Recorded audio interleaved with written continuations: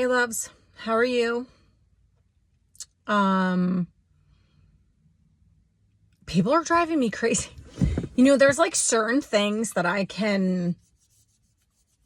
gotten much better at, like ignoring or staying in my lane. Like, that's not my business. I'm not going to get involved. I was that type of person when I was younger where I was such a justice warrior. I hate injustice. I hate injustice on such a deep level. I hate it. And I would get involved, I would swoop in. Yeah, I totally had rescue syndrome. And there's such a superiority complex to that people don't want to admit. Like, there is and it's unconscious until it's not, right? I mean, that's all of psychology and aspects of spirituality and even indigenous cultures that dive deep and talk about making the subconscious conscious. That's how we heal. It's how we move more towards wholeness and optimal well-being.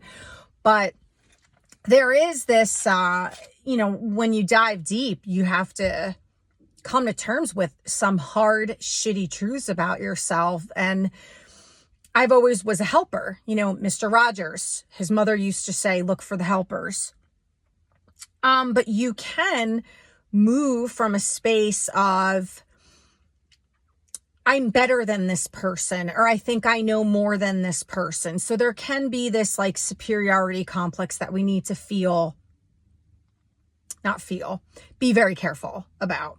So I definitely, looking back, it was just like, oh, I, was maybe coming more from a space of ego in certain cases than really wanting to help. Because helping is not a transactional event. And we are living in the heightened times of transactional relationships, giving to get.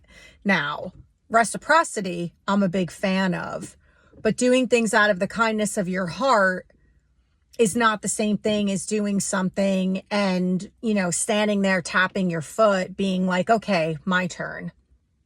And a lot of relationships are transactional. There's self-interest involved. Somebody is doing something because they're going to benefit from it. So I always try to be careful of where my head is at, where my mind is at, where my emotions are at when I am moving into helper mode. And when I was younger, oftentimes I would get myself involved in people's shit that I was coming from a place of, I want to help this person. I don't like when people are hurting. And so, like concrete example, a girlfriend, very, very close friend in high school. We did not go to the same high schools. I went to high school with her boyfriend. And he was a football player. And, one point in my life, I kind of ran with the football players. Well, when you're an athlete, you're usually hanging out with other athletes. So he was cheating on her with my cousin. And my cousin and her crew were not always the nicest girls. And I really loved my friends. And I ended up telling her. And I'm more than sure so many of you can relate to this. It all got turned around somehow on me. So now my cousin hated me.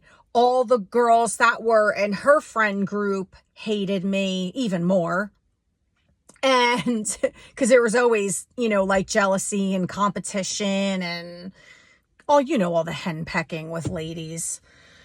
And my friend, he spun it and she blamed me.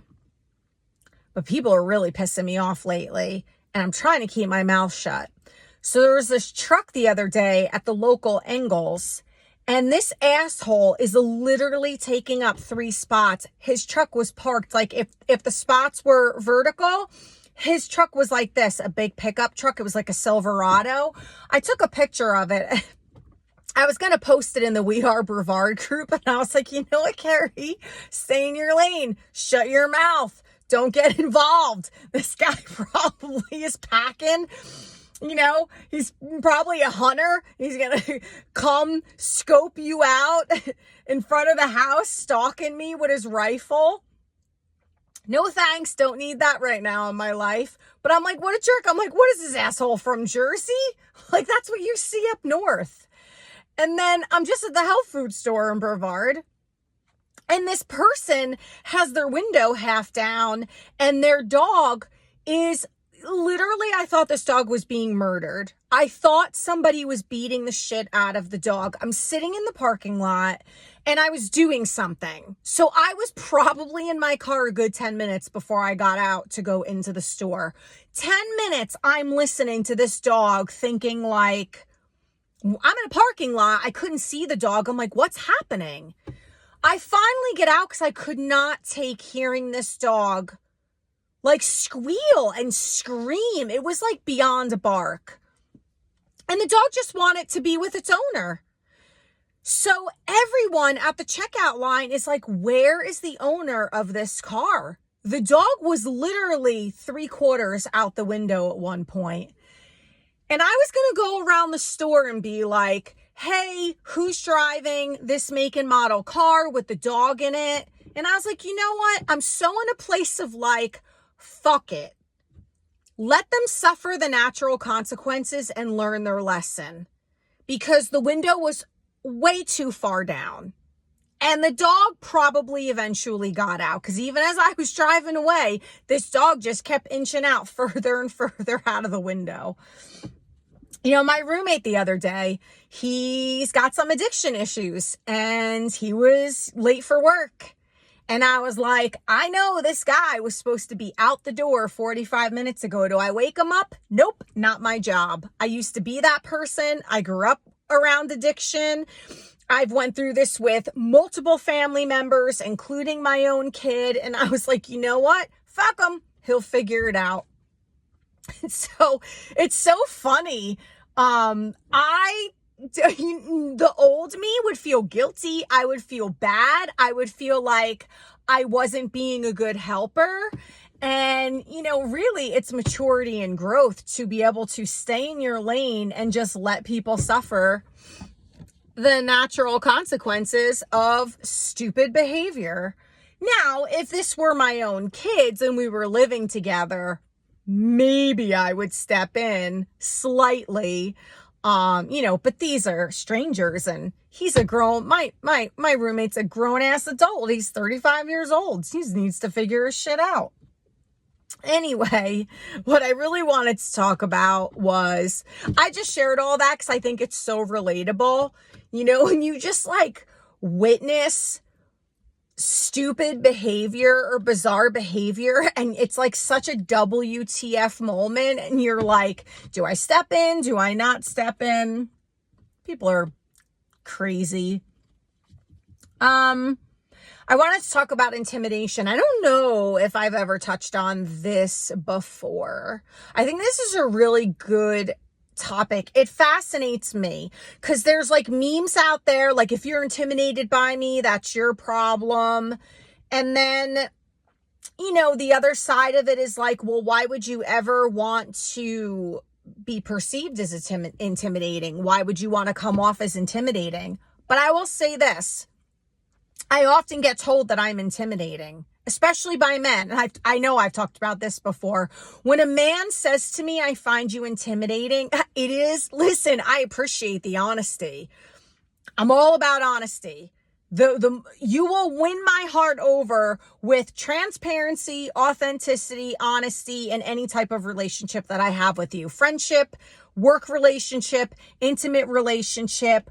But when you're being elusive and secretive and hot and cold, and your communication sucks, and that you're not getting, you're probably going to get 10% of me. I will deal with you when I have to.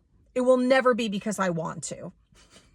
So it's Carrie's little dirty secret as we move out of 2024. But there are people who are intentionally intimidating. Like my father, what was that movie? Oh, why can't I think of it? The Brooklyn movie. Is it better to be loved or feared? Why can't I think of the name of that movie? Oh my God, it was such a great movie too. Anyway, my dad used to say this shit before that movie launched. And then he watched that movie and he used to like quote it all the time. My dad was a big fan of "It's better to be feared than loved." Not a great home environment to grow up in when your parent figure, that's the male, that's their attitude, you know. And there was 6 women in the house at one point because I was one of 5. The one baby passed away right after birth. So then there was, 4 of us, but I hate that my family never counted that baby because she was born into the world and she just, poor little thing, didn't make it. If they named her, my mom was very superstitious, so I know my mother named her. She tried to lie and say she didn't name her. I know my mother named that baby. She would not tell anybody. My mom was like very weird like that. So there was 3 girls and a boy, but then my oldest sister, who's passed on, had the 2 girls who have passed on. And when they were my nieces were born terminally ill. My sister died of a very rare form of cancer. And when she died, her daughters, my nieces, were very, very young. I think they were like 2 and 4 years old. I became an aunt when I was 8. So, my sister was 11 years older than me, but she got pregnant at like 17, 18.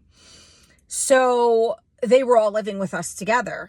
So you had all of that estrogen in one home. And I don't know, maybe that was it for my dad. Like he had to step up his masculine game. And he was also a cop. But here's the crazy thing about that. My dad was actually an excellent cop. Like, I'm not just saying this because I don't like my father. I love my father. I don't really like my father.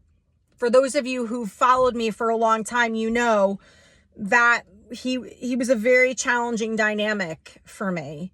Addiction, abuse. My dad had one of the hardest lives of any human beings that I've ever known. And, back then he didn't talk about it, God forbid, especially as a man. But what happens with that dynamic is you start to become, I almost felt like I was taking on all of my dad's unhealed stuff. Like somehow that became my responsibility. Becomes very frustrating as a kid when you're like, just get your shit together, dude. Like figure it out, heal your stuff, So anyway, I wish him well, but not, it was not an easy home to live in. And my dad created more fear in the home than he did as a cop. Now, I knew a lot of police officers that really got into their alpha male role. That's the role they chose. I'm not saying that, I don't think there's anything inherently wrong with alpha males. I mean, I've talked about this before, even labeling males as toxic, even if the behavior is toxic, we are just overindulging in all of this vocabulary. I'm so over it. I'm over it. I don't think we should be using the word toxic and males together. And I don't think we should be using the word toxic and females together. I think we need to look for third place solutions, but I know I'm getting into the weeds. I'm digressing. So I'm just really passionate about all of the things that I talk about. If that's annoying for you, then get off my fucking channel. I don't know what to tell you. Anyway, then I'm not your cup of tea, and that's totally fine. Go find somebody else. So I knew a lot of cops. I grew up with police officers. I mean, my whole home was filled with cops all the time. We were the party home. They were at my house every weekend, getting hammered, playing cards, horseshoes. You know, my dad had a horseshoe pit in the yard that all the cops helped him build. And they just, it was, you know, picnics, barbecues, food, alcohol, always dropping. And a lot of his colleagues were like what you would think of as a typical cop, but super loving to their families, but very hard-nosed out in the community. My dad was the opposite. So people would be like, oh my God, he was such a respected cop. He was like the cop that would like say, and this is not, people are going to get pissed off about this example, but I just remember this story so vividly. There was this guy, he was down on his luck. You know, being a cop, my dad knew a lot of people's story in the town, which if you are good at your job, you get to know these things. And the guy was down on his luck and he was hammered and he was drinking and driving. And yeah, you know, my dad probably should have had him arrested and ticketed and DUI and whatever. But my dad got him in the cop car, drove him home, made sure he got in the house, and then got help to get his car and just like parked his car, took his keys, and then went to go have a talk with him the next day. Like, that was kind of how my dad was. There became a no skateboard law in the entire town of Kearney, which was so ridiculous. Like, that was such a great stress reliever for those kids. I was never a skate punk, but I respected it. And I thought it was great. I thought those kids should be able to do that. And it became illegal in the whole town. Like, batshit crazy. They weren't even like, let's problem solve and build a skate park for these kids. They were like, you can't skateboard around town anymore. So a couple of my dad's friends were total jerks about it. And the one guy would break kids' skateboards over his knee. You know, my dad would just be like, hey, go skateboard somewhere where you're not going to get caught. You're a kid. You want to have fun. So he was great and cool with that, but he really, at home, he wanted to be an intimidating person. He wanted you to fear him in a weird, fucked up way that I never understood. So when I talk about intimidation, I'm not talking about that. But there are people who have very strong personalities. They speak assertively, can be misinterpreted as aggressive. They're opinionated, they're strong-willed, they're strong-minded, they know what they like, they know what they don't like. And we get a bad rap.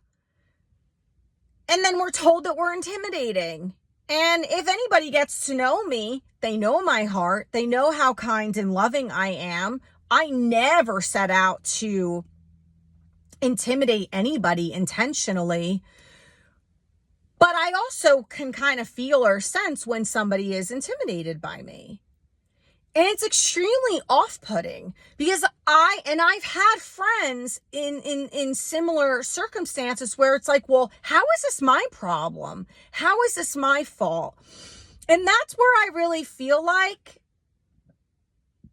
that meme that circulates, like, it's not my problem. If you're intimidated by me, then maybe you need to look in the mirror and figure your own stuff out. And I kind of concur. I agree. If you are intimidated by somebody and they are not someone like my father who is consciously setting out to behave that way, then there is something in you that feels like there's something in you that's falling short in your eyes when you're with or next to or comparing yourself to that person. And that's really on the other person. You know, I worked in a counseling center and no one knows this. This is kind of funny. Nobody knows this. It was all women. By the way, for anyone who wants to know why I am not entrenched in the feminist movement, I champion so much for men and why I have very few female friends. Women are tough. I've talked about this incessantly. Women are extremely difficult. And I worked in an office for 6 years, and almost all of them were all with women. And when I left the college, I was like, I will never, ever put myself in an environment with all women ever again. It was miserable. It was miserable. So I'm working at the counseling center. It's all women on the team. And I get a phone call from one of my colleagues on the team. And she was like, I have to say this to you because I feel like you know it and you need reassurance and validation. She's like, but there are 2 people on the team very threatened by you and very intimidated. And that's why you're being treated the way you were being treated. I will not get into the crux of the story, but what was happening was really unfair, which I could do a whole nother video on this. Working in the mental health field for so long, almost every job I had in the mental health field, so many of the people running the show or a part of the team are so fucked up. Their communication sucks. They have a personality disorder. They run hot and cold. There's narcissism. There's complete biases, prejudices, mistreatment of team members. You name it, I've seen it all. It's actually comical. Don't even get me started on that. I digress again.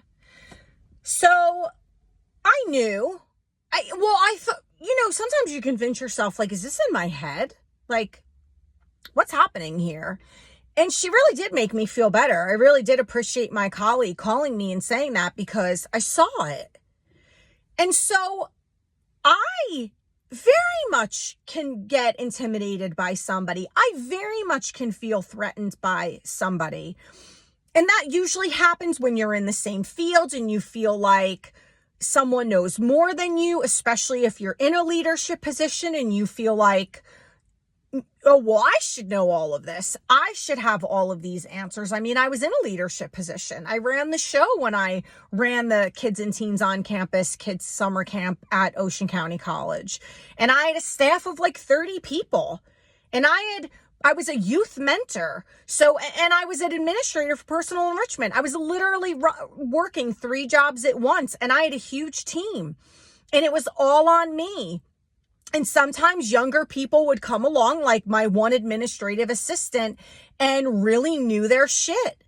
And where I was weak, they were strong. And I struggled with that at that time because I was working in an environment where if that person outshined me, I'd have my ass handed to me because it was, colleges are corporate.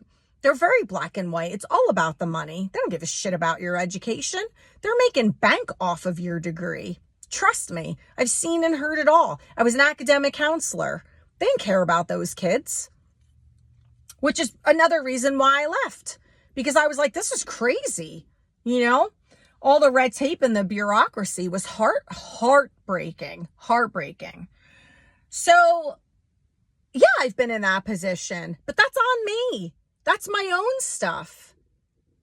I look back at that time, there's very little that I wish I could redo because I inherently understand the nature of experiences and failures and successes. And this is what we're here to do.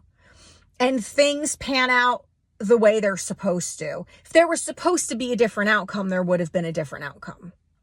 Yes, you could have made different decisions, but could you have really? Because you didn't have the wisdom then that you have now. You didn't have the maturity then than you have now. So it really helps you stay out of regret and guilt or just frustration with yourself. But I would have loved to have redone that part. And I would love to be able to dial it back and be like, let it just be okay, Carrie. This person knows more than you.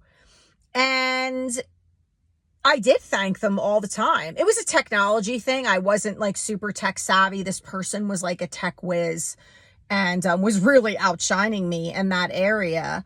I think if you're in a leadership position and you feel threatened or intimidated by the people on your team, you have to get your shit together, because that is 100% on you. I get it. It's human. It's normal. It happens all the time. But don't you dare take it out on that staff member, that teammate. Don't you dare. No, no, no. That's on you. Fix yourself. As a leader, you are there to raise up every single team member. You are there to utilize every gift and talent that that person has. That is a reflection on you, your company, your mission, your value, and your leadership. If you have a rotating door, something is wrong. If people are coming and going, something is wrong. And you need to look in the mirror and take a really good hard look at yourself. And I will say this, that was my one big failure in a leadership position with that specific assistant. But I had a team of over 30 teachers teaching camps for me. And in 4 years of running that game, I had to fire one teacher and nobody left me. Nobody. Every single year, I had a wait list of people coming to work for me, and I was known to be very fair and balanced because that was my job. Did I like everybody that worked for me? No. You know why I kept them? Because they did a great job.